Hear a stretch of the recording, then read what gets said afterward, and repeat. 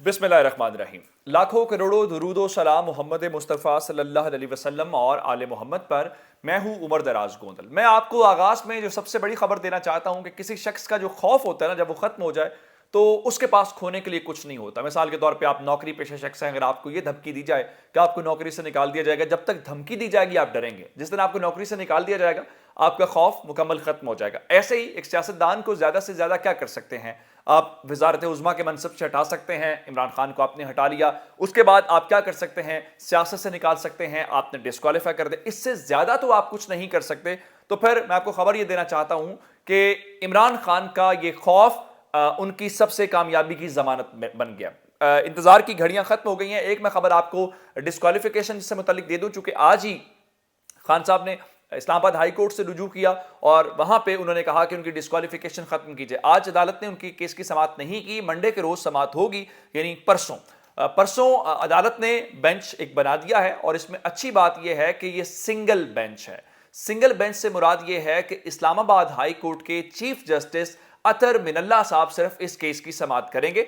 इस समाअत के हवाले से दो इतराज़ात भी हैं। पहली ये कि मुसद्दिका नकल नहीं लगाई और अभी तक कई घंटे हो चुके हैं, अब तो 36 घंटे होने वाले होंगे और उसके बावजूद अभी तक फैसला जारी नहीं हो सका। और लोग कह रहे हैं कि अब तो उस पैगाम आ जाना चाहिए उस मेंबर का कि अगर उसके ऊपर दबाव है कहीं उसका इंजाम डॉक्टर रिजवान जैसा ना हो। लेकिन सिंगल रुकनी बेंच के हवाले से दूसरा जो ये है कि बायोमेट्रिक वेरिफिकेशन नहीं हुई, तो वो मंडे को खान साहब बायोमेट्रिक वेरिफिकेशन खुद जाके करवा भी सकते हैं। लेकिन अच्छी बात यह है चीफ जस्टिस अतर मिनल्ला साहब का आना, उसकी वजह यह है कि अतर मिनल्ला साहब बहुत बार कह चुके हैं कि सियासतदानों की अदालतों से टेक्निकल बुनियाद के ऊपर नाअहलियां नहीं होनी चाहिए। जिसके आपको याद होगा जिस तरह तौहीन अदालत का मुकदमा बना था, तौहीन अदालत के उस मुकदमे के अंदर भी चीफ जस्टिस अतर मिनल्ला ने यह कहा था कि हम नहीं चाहते कि हमारी तरफ से ये चीजें हों और कि अदालत के ऊपर पॉपुलर लीडर्स को इस तरह बाहर निकालने वाला मसला हो। जिसका मतलब यह है कि अतर मिनल्ला साहब का नाम सुनते ही जो हुकूमती हल्के हैं वहां पे परेशानी का सामना है, उनको ये समझ नहीं आ रही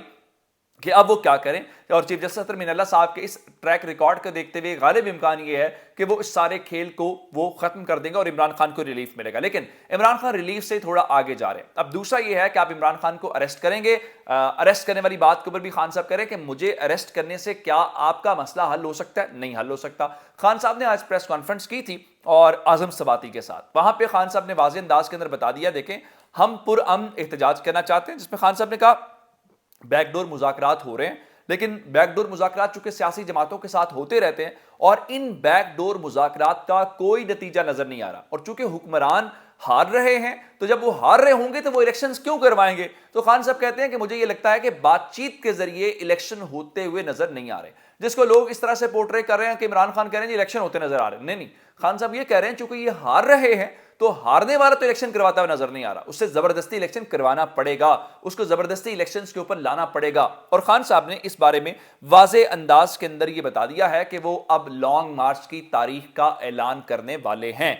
लॉन्ग मार्च की तारीख का ऐलान अब कुछ ज्यादा दूर नहीं है। खान साहब ने वादा किया हुआ है कि अक्टूबर के अंदर हर सूरत उसका ऐलान किया जाएगा। तो अब तो 9 दिन अक्टूबर के इसके पीछे हैं। तो खान साहब ने 28 अक्टूबर जो जुमे का दिन बनता है उस हवाले से बताया है कि जुमातुल मुबारक को खान साहब बाकायदा तौर पे लॉन्ग मार्च की तारीख का ऐलान कर देंगे। और मेरा ख्याल यह है कि कुछ ज्यादा देर नहीं होगी। उसकी वजह क्या? उसकी वजह यह है कि आगे नवंबर का महीना शुरू हो रहा है और नवंबर के बाद आप जानते हैं दिसंबर, और ये दोनों महीने सर्दी के महीने हैं। सर्दी में लॉन्ग मार्च करना मुश्किल काम है। खान साहब चाहेंगे कि सर्दी की शिद्दत जब अभी उतनी ना हो उस दौरान ये लॉन्ग मार्च हो जाए तो उनके लिए थोड़ी सी आसानी हो जाएगी। हुकूमत अब उनकी गिरफ्तारी की तरफ जा रही है। ये खदशात पहले भी थे, खान साहब ने आज खुद भी खदशे का इजहार किया।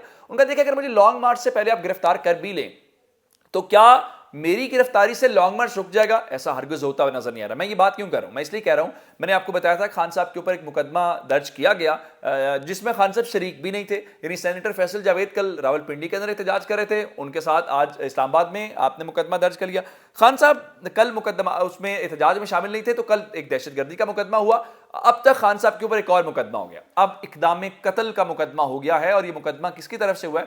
یہ مقدمہ اسی شخص نے کروایا ہے جس کے ریفرنس کی وجہ سے خان صاحب کل ڈسکوالیفائی ہوئے ہیں، وہ ہے جی محسن شاہ نواز رانجھا۔ اب محسن شاہ نواز رانجھا جو ہیں کل نکلے جب الیکشن کمیشن سے، تو وہاں کے لوگوں نے ان کے ساتھ جو بھی بدتمیزی کی، نہیں ہونی چاہیے تھی، اس چیز میں کوئی شک نہیں ہے، تو انہوں نے اس کا مقدمہ عمران خان کے خلاف کر دیا۔ عمران خان وہاں پہ موجود تھے؟ بالکل بھی موجود نہیں تھے، لیکن چونکہ وہ بیٹمنٹ لگانا چاہتے ہیں تو لگا لیں، اور کل سے لے کے اب تک عمران خان کے خلاف 8 مقدمات درج کیے جا چکے ہیں۔ اب مجھے یہ بتائیں کہ ان 8 مقدموں کا پرپس کیا ہو سکتا ہے؟ یہ پرپس صرف اور صرف یہ ہے کہ ہم عمران خان کو کسی طرح سے قابو کر لیں، ضمانتیں کرواتے ہوئے نظر آئیں، اور ہم گرفتاری کی کوشش کریں، اور ہم کہ جس کیس میں گرفتار کیا ہے تو کبھی اس کیس میں گرفتار کیا، یہ کوشش کرتے ہوئے نظر آئے۔ اب دوسری جانب انہوں نے صالح محمد جو رکن اسمبلی ہیں، ان کا آج جو تصویر والا معاملہ ہے وہ ہم نے بھی ہائی لائٹ کیا کہ ایک رکن اسمبلی کی اس طرح سے تصویر جاری کرنا جس میں یہ تاثر آئے کہ خدا نہ خواستہ کہ وہ کوئی بہت بڑا مجرم ہے، وہ بہت بڑا کوئی دہشت گرد ہے، وہ بہت بڑا کوئی چور ہے، یہ بہت غلط تھا، یہ تضحیک کی گئی، اور اس کو لوگوں نے کہا کہ یہ وفاق کی جانب سے پشتونوں سے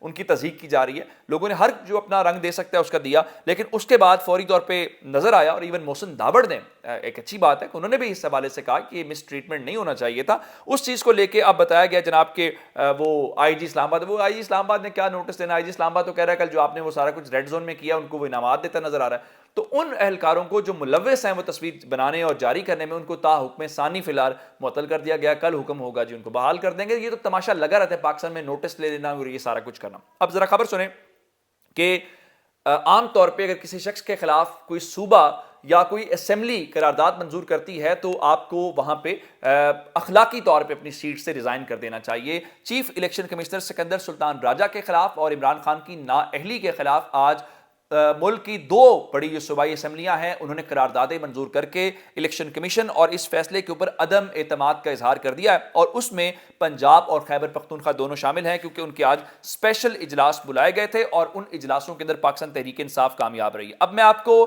آرمی چیف کے حوالے سے خبر دینا چاہتا ہوں، لیکن آرمی چیف کے خبر اس دینے سے پہلے میں نے آپ کو بتایا تھا کہ اعجاز الحق ولی میں نے آپ کو سنایا بھی تھا، جس میں وہ کہہ رہے تھے کہ ڈگی کے اندر شہباز شریف صاحب جو ہیں ملک احمد خان کی گاڑی میں چھپ کے جاتے رہے ہیں آرمی چیف سے ملاقات کرنے کے لیے، انہوں نے کہا این آر او ایسے تو نہیں ہوا۔ ابھی ٹی وی کے اوپر انہوں نے خود گفتگو کی ہے، میں نے تو یہ بات نہیں کی، میں نے آپ کو سنوا بھی دیا۔ اس کے بعد اعجاز الحق صاحب نے یہ ابھی اب سے تھوڑی دیر پہلے ایک ٹویٹ کیا، اور اس ٹویٹ کے اندر انہوں نے اس بات کے اوپر معافی مانگ لی ہے، اور انہوں نے کہا میرے الفاظ غلط تھے، شہباز شریف صاحب ڈگی میں بیٹھ کے نہیں گئے، ملک احمد خان کی گاڑی نہیں استعمال ہوئی، شہباز شریف خفیہ طور پہ آرمی چیف سے جا کے نہیں ملے، اور شہباز شریف نے آرمی چیف کے ساتھ مل کے ان سے کوئی این آر او نہیں لیا، اس بنیاد کے اوپر وہ وزیر اعظم نہیں بنے۔ یہ ان کا ایک موقف ہے، تو یہ بھی آپ تک پہنچانا ضروری ہے۔ اب آرمی چیف کی چونکہ اپائنٹمنٹ ہونی ہے، تو آرمی چیف کے اپائنٹمنٹ کو لے کے اسپیکولیشنز خبریں بہت زیادہ ہیں، تو خواجہ آصف نے بتایا ہے کہ شہباز شریف نے ان کی سربراہی میں ایک کمیٹی بنائی ہوئی تھی، اس کی وجہ یہ ہے کولیشن گورنمنٹ ہے جس میں مختلف نمائندے جو ہیں۔ آصف زرداری نے ایک بات کی تھی کہ اگر ہماری بات ماننی ہے تو ہمارے ساتھ مشاورت کرنی ہے، ادروائز آپ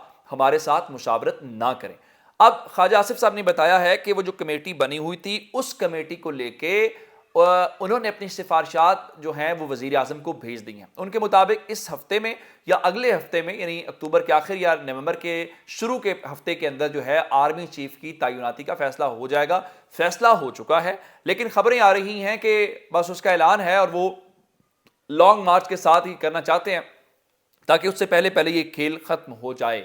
لوگ بہت ساری باتیں کر رہے ہیں کہ پہلے تو عمران خان کے حوالے سے ان کو کاؤنٹر کرنے کے لیے نواز شریف نے کہا جی آپ سینئر آرمی شخص کو آرمی چیف لگا دیں، لیکن اب سنا ہے کہ سینئرٹی کا اصول نواز شریف ہر جگہ پہ اپلائی نہیں کرتے، اور کچھ جو اسلام آباد ہائی کورٹ سے لے کے لاہور ہائی کورٹ اور پھر سندھ ہائی کورٹ سے ہوتے ہوئے سپریم کورٹ میں کچھ تعیناتیاں ہیں، اس کے اوپر سنا ہے کہ اس چیز کو لاگو نہیں کیا جائے گا۔ لیکن ایک خبر اور انٹرسٹنگ ہے، اور وہ خبر خواجہ آصف نے کہا ہے، انہوں نے کہا ہے کہ تحریک انصاف والے جہاں بہت ساری باتوں کا خیال رکھ رہے ہیں، چودھری پرویز الہی کا ضرور خیال رکھیں، کہیں وہ ادھر سے ادھر نہ ہو جائیں۔ لیکن اب تک جو بیانات چودھری برادران کے ہیں، مونس الہی کے اور پرویز الہی کے، وہ تو عمران خان کے حق میں ہیں، لیکن پی ڈی ایم کی کوشش یہ ضرور ہے کہ وہ چودھری پرویز الہی کو توڑ کے وزیر اعلیٰ ضرور بنائیں، لیکن وہ وزیر اعلیٰ عمران خان کی طرف سے آپ دیکھیں کہ اس میں چودھری پرویز الہی کہاں تک ٹک کے رہتے ہیں۔ اپنا بہت سارا خیال رکھیے گا، خدا حافظ۔